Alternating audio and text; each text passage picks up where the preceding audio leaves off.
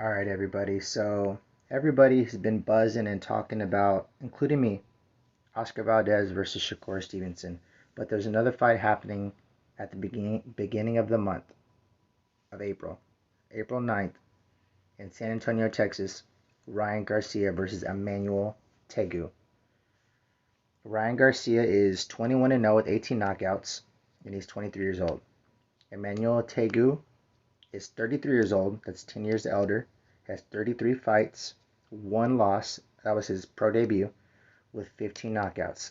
He's been undefeated since.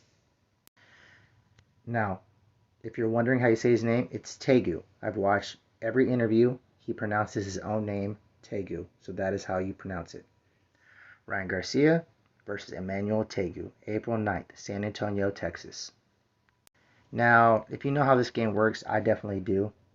Coming from a different country to American soil to fight Ryan Garcia in his backyard. It's Texas. That's what I mean. It's going to be filled with a Mexican American fan base, a Mexican fan base, and Americans.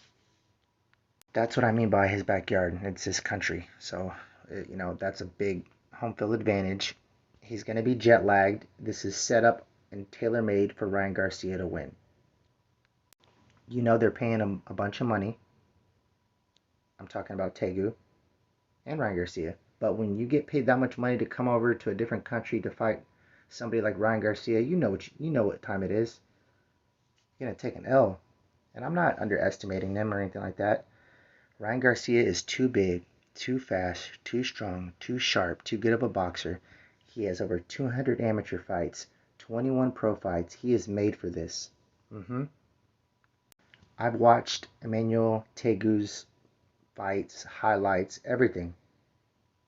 He comes in with looping punches and his hands down, and his head stays on that line, and Ryan Garcia is going to knock his head into the freaking stands or into the first row at least.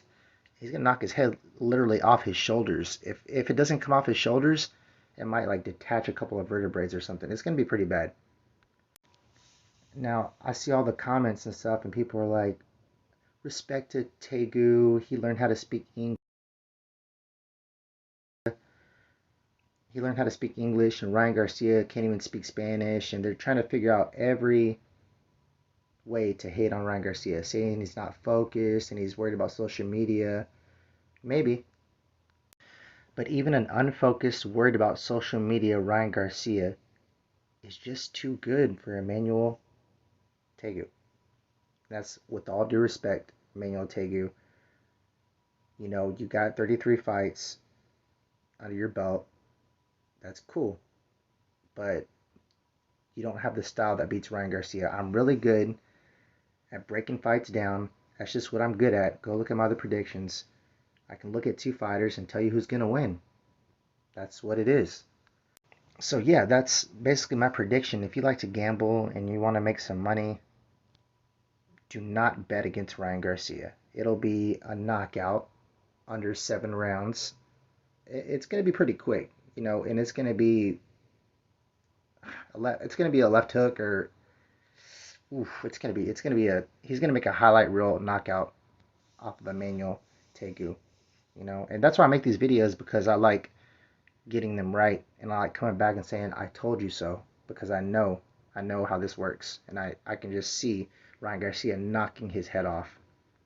And like I said, I'm not trying to disrespect Emmanuel Tagoe. If he makes it a good fight, I'll be surprised, but everything is made for Ryan Garcia to win this. So yeah, don't count Ryan Garcia out. He is, like I said, 200 amateur fights, 21 pro fights. He's really made for this. He's a really good boxer, really strong, really fast, punches very hard. And y'all are going to see him victorious, and y'all are going to win some money if you bet on Ryan Garcia. Now, if you're super rich and you want to bet on an upset, that's fine too, because anything's possible. But I'm like 95% sure, maybe 98% sure it will end before the 7th round in a knockout. So, Ryan Garcia over Emmanuel Tagoe, April 9th in San Antonio, Texas. Like, subscribe, comment, let me know what y'all think about this fight. And bet on Ryan Garcia for sure, for sure. Peace.